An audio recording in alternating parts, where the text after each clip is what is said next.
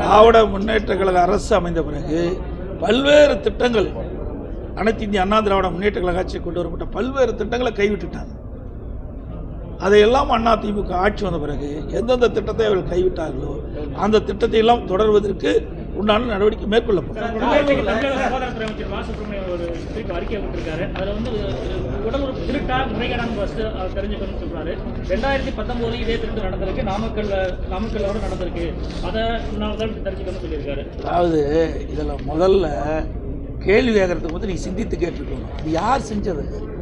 திராவிட முன்னேற்ற கழகத்தில் இருக்கின்ற ஒரு சட்டமன்ற உறுப்பினருக்கு சம்பந்தப்பட்ட மருத்துவமனையில் நடைபெற்ற சம்பவம். சாதாரண நடக்கின்ற சம்பவம் வேற. திராவிட முன்னேற்ற கழக அங்கம் வைக்கின்ற ஒரு சட்டமன்ற உறுப்பினருக்கு சொந்தமான இடங்களில் நடைபெற்றதாக எல்லா பத்திரிகை செய்தியிலும் பார்த்தோம். அதைத்தான் நான் குறிப்பிட்டோம்.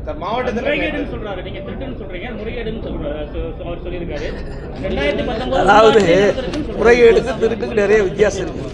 ஒரு உடல் உறுப்பை ஒருத்தர் எடுக்கிறாங்கன்னா அதுக்கு என்ன பொருள்? முறைகேடு கிடையாது, திருடுறது தான் அர்த்தம். உடல் உறுப்பை கூட திருடுறாங்கன்னா அப்புறம் எப்படி இருக்கும்? அதுவும் யார் சிந்திச்சுப்பார். ஒரு சாதாரண மற்றவங்களாக இருந்தால் பரவாயில்ல, ஒரு பெரிய நிறுவனம் வச்சு நடத்திட்டு இருக்காங்க. நான் அதிகமாக உள்ளே போகல. பத்திரிகையில் வந்த செய்தி, அரசாங்கம் வெளியிட்ட செய்தி, அரசாங்கமே ஒரு குழு போட்டு அதற்கென்று ஒரு ஐஏஎஸ், அதை மருத்துவத்துறையை சேர்ந்த அதிகாரிகளும் அதில் போய் விசாரிக்கப்பட்டு அந்த விசாரணையில் வந்த செய்தி தான் நான் சொல்கிறேன். ஆக இப்படிப்பட்ட சம்பவம் மிக மிக ஒரு மோசமான விளைவுகளை எதிர்காலத்தில் சந்திக்கும். ஏழை எளியோர்கள் அவர் குடும்பத்தினுடைய வறுமையை அதை பயன்படுத்தி இப்படிப்பட்ட நிகழ்வு நடப்பது உண்மையாலே வருத்தத்தும் வேதனையும் அளிக்கும். ஐயா, திருவள்ளூர்ல 2 மாணவிகள் தொடர்ந்து கற்பழிக்கப்பட்டிருக்காங்க, குற்றவாளியை கண்டுபிடிக்க முடியல. இந்த நிலையில நேற்று காஞ்சிபுரம் மாவட்டத்தில் ஒரு இளம்பெண் தனியா இருக்காங்க, பாலியல் வன்கொடுமை செய்யப்பட்டிருக்காங்க. தினந்தோறும் பாலியல் வன்கொடுமையா இருக்கு, வெறியாட்டமா இருக்கு. தமிழ்நாட்டில் சட்டம் ஒழுங்கு எப்படி இருக்கு? நீங்க அற்புதமாக கேள்வி கேட்டுக்கிறீங்க. ஆனால் முதலமைச்சரும் சரி, அவர் அமைச்சர் சகாக்களும் எங்கே நடக்குது? வேண்டுமென்றே திட்டமிட்டு ஒரு தவறான தகவலை எடப்பாடி பழனிசாமி கூறி வருகிறார் என்று சொல்லிக் கொண்டிருக்கின்றார். பத்திரிகையிலையும் ஊடகத்திலையும் வர்ற செய்தி தான் நானும் சொல்கிறேன். எங்களுக்கு தனியாக எந்த செய்தியும் கிடைக்க போகிறதில்ல. ஏன்னா அரசாங்கத்துக்கு எல்லா செய்தியும் கிடைக்கும். உங்களை போல் இருக்கின்ற பத்திரிகை ஊடக நண்பர்களும் வெளிப்படுத்துகின்ற அந்த செய்தியை தான் நான் திருப்பி சொல்கிறேன். இன்றைக்கு திருவள்ளூர் மாவட்டம் கும்மிடிப்பட்டி பகுதியில் சாலையில் ஒரு பெண் நடந்துட்டு போகிறாங்க. 10 வயது மதிக்கத்தக்க சிறுமி, பின்னாடி ஒரு வாலிபர் போகிறாங்க. அப்படியே அலாக்கா தூக்கிட்டு போகிற காட்சியை வலைதளங்களில் பார்த்தோம், சில ஊடகத்திலையும் வந்திருக்குது. அடுத்தது ஒரு 4 நாளுக்கு பிறகு மீண்டும் ஒரு சிறுமியை பாலியலுக்கு ஆளாக்குறாங்க. இது தொடர்கதையாக இருக்குது. ஆனால் இந்த அரசுடைய கவனத்திற்கு எடுத்து சென்றால் அவர் வேண்டுமென்றே எதிர்க்கட்சி தலைவர் எடப்பாடி பழனிசாமி எங்களுடைய அரசு மீது பழி சுமத்துறான்னு சொல்கிறார். பிரதான எதிர்க்கட்சியுடைய வேலை என்ன? நாட்டில் நிலவுகின்ற பிரச்சனையை எடுத்து சொல்வதால் எங்களுடைய கடமை, அதை சரி செய்வது இந்த ஆட்சியுடைய கடமை. ஆனால் ஆட்சியாளர் அதை தட்டி கழிக்கின்றார்கள். இதையெல்லாம் மக்கள் பார்த்து கொண்டிருக்கின்றார்கள். 2026 சட்டமன்ற பொதுத் தேர்தல் வருகின்ற பொழுது இதற்கு மக்கள் தகுந்த பதிலடி கொடுப்பாங்க.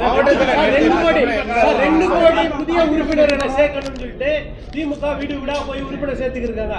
அதே உத்தியை பயன்படுத்தி தான் இப்ப நீங்க இந்த விளம்பரத்தை 10 மார்க் போட்டு அதிமுக பொதுமக்களிடம் உறுப்பினர் சேர்க்கிறீங்களா? ஏங்க, இது உறுப்பினர் சேர்க்கையா சார்? நீங்க ஒரு நிருபர், நல்லா சிந்திச்சு பேசுங்க. இது என்ன இருக்குது? இதுல எங்க உறுப்பினர் சேர்க்கணும்னு சொல்லியிருக்கோமா? இதுல என்ன கொடுத்துருக்கோம்? இதில் என்ன கொடுத்துருக்கு? மார்க் போட சொல்லிருக்கீங்க. இதில் இருக்கிறதா பயன்படுத்தி சார்? எங்களுக்கு ஏற்கனவே உறுப்பினர்லாம் சேர்த்து முடிச்சாச்சு. மறுபடி புதுசாக சேர்த்த வேண்டிய அவசியம் எங்களுக்கு இல்லை. இன்றைக்கு காலங்காலமாக திராவிட முன்னேற்ற கழகம் இன்றைக்கு நேற்றைக்கு ஆரம்பிக்கப்பட்ட கட்சியில் காலங்காலமாக வேற அண்ணா காலத்திலிருந்து ஆரம்பிக்கப்பட்ட ஒரு கட்சி. அந்த கட்சி உறுப்பினர் சேர்க்கின்ற பொழுது தானாக பொதுமக்கள் வந்து ஆர்வமாக வந்து உறுப்பினர் சேர்ப்பு தான் எல்லா கட்சியுடைய வழக்கம். தமிழ்நாட்டில் அப்படித்தான் நடைமுறையில் இருக்குது, திமுகவிலும் அப்படித்தான் நடைமுறையில் இருந்தது. ஆனால் இன்றைய தினம் மக்களுடைய செல்வாக்கம் இழந்து, தொண்டருடைய செல்வாக்கம் இழந்து, இன்றைக்கு வீடு வீடாக போய் கதவை தட்டி ஓரணியில் தமிழ்நாடா அப்படி என்று வீடு வீடாக கொடுத்து இணைங்க ஓடிபிலாம் வாங்கலாம். சரியா? நீதிமன்றம் வரைக்கும் போச்சுல்ல சார். இதில் என்ன இருக்குது? அதை முதல் படித்து பாருங்க. நாங்கள் சொன்னால் தப்புங்கிறாங்கல்ல, நாங்கள் சொல்வது தப்புங்கிறாங்க. நாங்கள் 99% நிறைவேற்றப்பட்டுங்கிறாங்க. மக்களே முடிவு சொல்லட்டும். மக்கள் தான் நீதிபதிகள், மக்கள் தான் ஒரு அரசாங்கத்தை தேர்ந்தெடுக்கிறாங்க.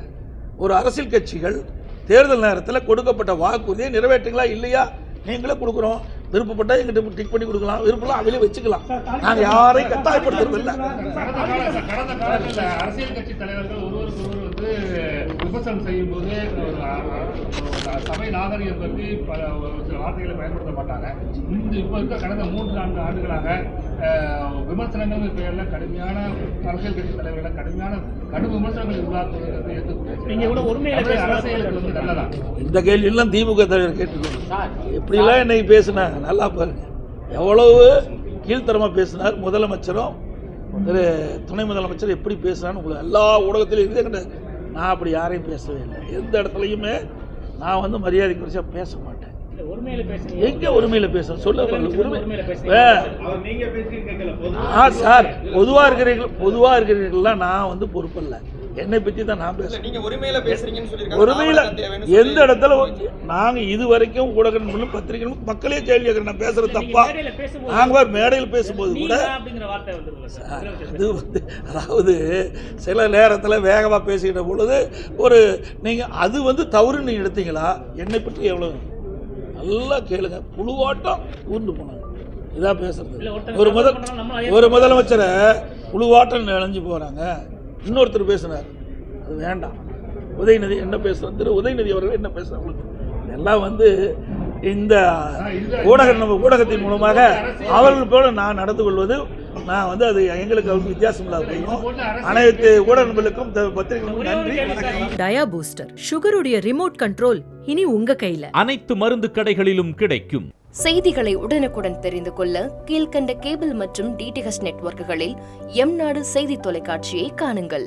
பாதகம் செய்பவரை கண்டால் நாம் பயம் கொள்ளலாகாது பாப்பா. மோதி மிதித்து விடு பாப்பா, அவர் முகத்தில் உமிழ்ந்து விடு பாப்பா. அண்மை செய்திகளை உடனுக்குடன் தெரிந்து கொள்ள இணைந்திருங்கள் எம்நாடு தொலைக்காட்சியுடன்.